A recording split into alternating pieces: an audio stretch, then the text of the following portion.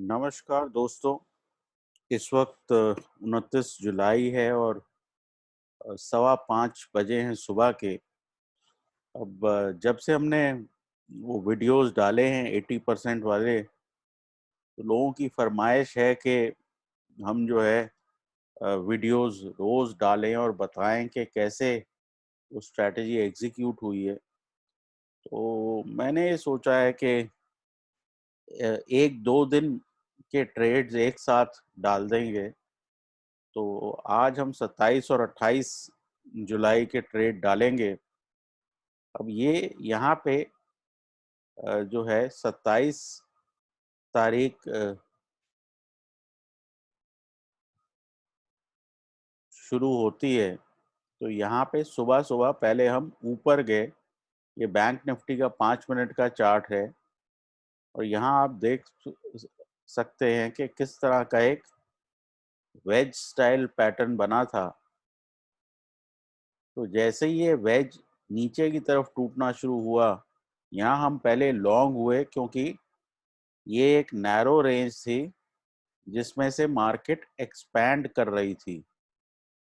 तो लॉन्ग होना जायज़ था, लेकिन फिर जो है क्योंकि बाज़ार रिवर्सल टाइप के बाज़ार हैं, तो मार्केट ने वो एक्सपेंशन टर्मिनेट कर दिया और नीचे आना शुरू हुए। यहाँ कहीं पे हम बाहर निकल आए थे अपने लॉन्ग से और उसमें कुछ हमने 12 पॉइंट दिए थे, 14 पॉइंट। तो 28,000 का नुकसान यहाँ था और यहीं पे हमने 35,200 का पुट लिया और वो पुट जो है इमीडिएटली हमारे फेवर में चल पड़ा और यहाँ कहीं हम बाहर हो गए थे, क्योंकि जब भी हमें इस तरह की बड़ी बार्स कोलैप्स के तौर पे मिलती हैं, हमारे टारगेट ऐसे होते हैं कि वो ऑटोमेटिकली हिट करते हैं। दूसरा, कल की बात करते हैं। 28 तारीख थी। अब 28 तारीख को रिवर्सल नहीं हुआ, तो 28 तारीख या रिवर्सल हुआ तो लेट हुआ। तो 28 तारीख को आपको क्या करना चाहिए था, ये जो पहली लाल बार थी, ये बहुत ज़्यादा फ़ोर्स से नीचे आई।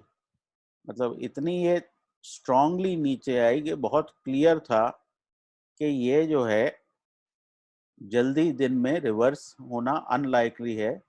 तो इसी बार के चलते हुए हमने जो है 37,800 का पुट ले लिया था और फाइनली जैसे-जैसे ये बाज़ार कोलैप्स हुआ, तो यहाँ कहीं हमारे टारगेट अचीव हो गए। ये लाल बार आखिरी वाली, ये हमने नहीं ली क्योंकि ये एक तरह का कोलैप्स था। तो आपको टारगेट ऐसे रखने चाहिए जो अचीवेबल हों। अब यहाँ आप देख रहे हो कि ये 200 बिल्कुल ऊपर है, तो ये पोज़ीशन बहुत बढ़िया थी, जहाँ पे ये मार्केट कोलैप्स होनी शुरू हुई। और अगर आपने ये कोलैप्स नहीं भी पकड़ा और आप रिवर्सल का इंतज़ार कर रहे थे, तो फाइनली आपको रिवर्सल भी ठीक-ठाक मिला। 34,100 से लेके 34,500 तक आपको एक रिवर्सल भी मिला, लेकिन बेहतरीन ट्रेड ये था, जो एक बारी चला और पीछे नहीं मुड़ा। और यहाँ पे आपको जो है प्रॉफिट स्क्रीनशॉट भी हमने डाले। बहुत एक सिंपल ट्रेड था, 34,800 का पुट और कोई ट्रेड करने की ज़रूरत नहीं थी। तो अगेन एंड अगेन बात सारी ये आती है कि रिवर्सल किस दिन हो और सीधा बाज़ार किस दिन गिरे। तो ये बड़ा ज़रूरी है ये देखना कि बाज़ार खुलते कैसे हैं। अगर ये बहुत पावर से पहली बार खुलती है, तो आपको इस पे बहुत लंबी एक एक्सटेंशन मिलती है। यहाँ पे आप देख रहे हैं पहले ही लंबी बार के बाद ये बहुत छोटी-छोटी बार्स बनी। इसका मतलब ये था कि कोई इमीडिएट इसमें रिवर्सल नहीं आ रहा है। तो ये बड़ा ज़रूरी है देखना कि पहली बार के बाद किस टाइप का एक्शन होता है। अक्सर जो रिवर्सल टाइप की ओपनिंग्स होती हैं, वहाँ पे पहली बार लंबी होगी, फिर उसके बाद नीचे आएगा, फिर ऊपर जाएगा, तो वो थोड़ा-सा एक चॉपीनेस होती है। जो ये पावर बार्स होती हैं, ये सीधा खुलती हैं और कोलैप्स हो जाती हैं। ये ट्रेड अक्सर 1 डेढ़ घंटे की इनकी लाइफ होती है और उतने में ये ट्रेड खत्म हो जाता है।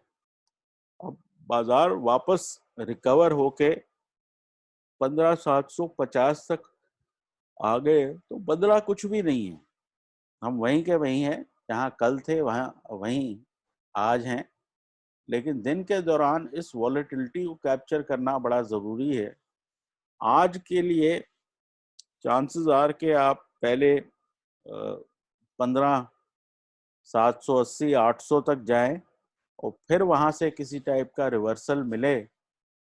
तो आज मोटा मोटा इनिशियल प्लान वो है, ऑल्दो प्लान जो है इस चीज़ में डायनेमिक रखना पड़ता है और एशियन मार्केट हमें देखनी पड़ेगी किस तरह से वो रिएक्ट करती हैं। तो मेरे हिसाब से फिर भी 11:15 तक 11 बजे तक ट्रेड आपको मिल पाएगा। इंटरेस्टिंग बात ये है कि ये एग्जैक्टली जो 18वीं बार है, ये 11:15 के आसपास बनी है।